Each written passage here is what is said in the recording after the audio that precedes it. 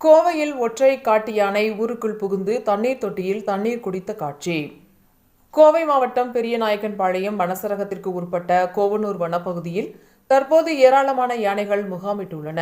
இந்த யானைகள் இரவு நேரங்களில் தண்ணீர் தேடி அருகிலுள்ள குடியிருப்பு பகுதிக்குள் வருவது வழக்கம்.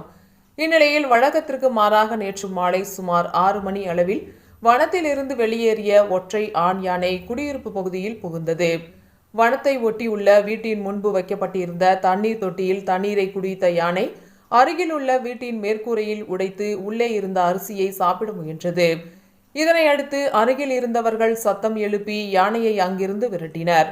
மேலும் இதை குறித்து வனத்துறையினருக்கு தகவல் தெரிவிக்கப்பட்டதை அடுத்து அங்கு வந்த வனத்துறையினர் ஒற்றை ஆண் யானையை அடர்ந்த வனத்துக்குள் விரட்டினர்.